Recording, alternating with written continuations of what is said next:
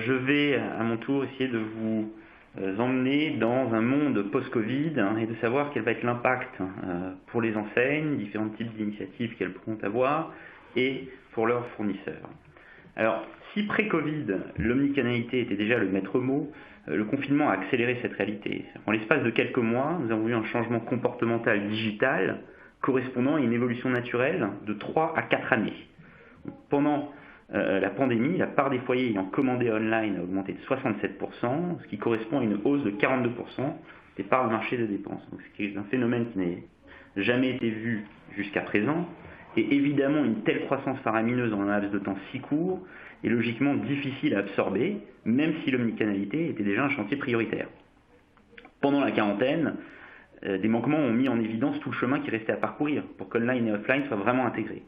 En magasin, on a vu que des ruptures de stock étaient légion, on y a déjà fait allusion auparavant, alors qu'en ligne, les délais de livraison pouvaient aller jusqu'à dépasser 30 jours, et que pour le drive, aucun créneau n'était disponible pour récupérer ses achats.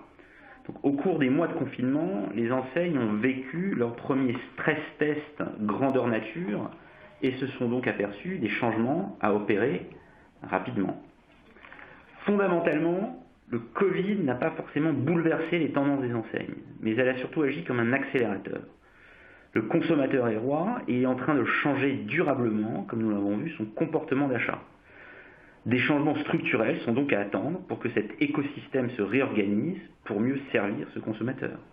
Les initiatives des enseignes auront un triple impact que nous allons détailler, un impact sur le online, un impact sur les magasins et enfin un impact sur la nature des relations avec leurs fournisseurs. Alors, pré-Covid, le monde e-commerce se composait essentiellement de deux méthodes de livraison, le drive et la livraison à domicile. Les difficultés auxquelles les enseignes ont fait face sur chacun de ces différents modes de livraison, on y a fait référence tout à l'heure, est en train de faciliter l'émergence de nouveaux acteurs de l'online que nous appelons les distributeurs du dernier kilomètre. Alors, ces derniers ont l'avantage d'être forts où historiquement les enseignes sont plus faibles, à savoir cette distribution du dernier kilomètre. En France, des partenariats ont été noués à tour de bras pour justement essayer de satisfaire ce besoin de livraison du dernier kilomètre. On a vu Carrefour s'associer avec Uber Eats, Franprix avec Deliveroo et Monoprix avec Amazon Prime, tout ça pour proposer la livraison en domicile en moins d'1 heure. Donc en parallèle de l'émergence de ce nouveau segment de l'online, nous allons également assister à une reconfiguration de l'espace des magasins existants. En effet, pour se rapprocher des consommateurs et donc les livrer plus rapidement, les enseignes vont devoir trouver des espaces de stockage plus proches de chez ces mêmes consommateurs que les centres de distribution actuels. Elles vont donc allouer une part croissante de leur espace en magasin à leurs activités de livraison à domicile et commande en ligne. Mécaniquement, la taille de l'espace pour les achats physiques se réduira. Et puisque l'online pourra donc satisfaire bon nombre des besoins des consommateurs, ceux-ci nécessiteront une bonne raison pour se rendre en magasin. La taille du magasin étant plus petite, la notion d'expérience sera d'autant plus importante. Il est fort probable que la fréquence de visite en magasin diminue et que les enseignes devront capitaliser sur ces moments de visite pour inciter à l'achat d'un panier plus gros. Alors, on peut d'ores et déjà anticiper quelques tendances suivantes sur le magasin de demain.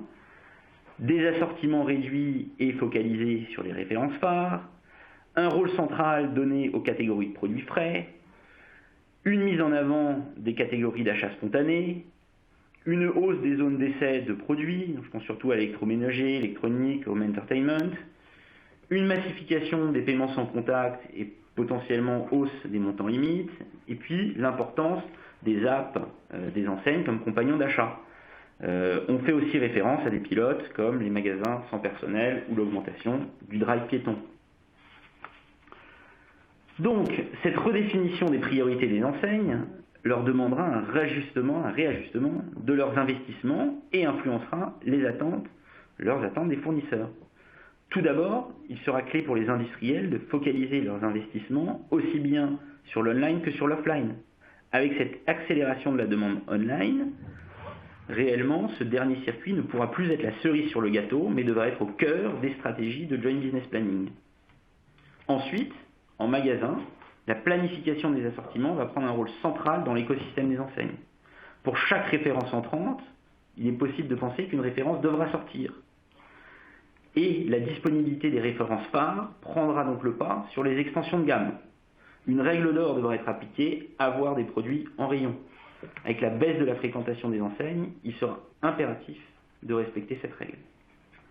Enfin, les enseignes continueront à chercher des sources de revenus alternatives et elles se tourneront vers leurs fournisseurs pour leur demander de les soutenir. Elles demanderont davantage d'investissement sur les médias internes, sur les initiatives de visibilité en magasin, bien sûr les promos et autres activités trade. Donc dans ce monde post-Covid, les comportements d'achat des consommateurs ne seront plus jamais vraiment les mêmes et forceront les enseignes à se réinventer plus vite que prévu. Celles-ci accéléreront leur processus de transformation omnicanal et demanderont à leurs fournisseurs de les accompagner dans ce processus. Tout cela pour mieux servir leurs clients qui réellement seront les grands gagnants de demain.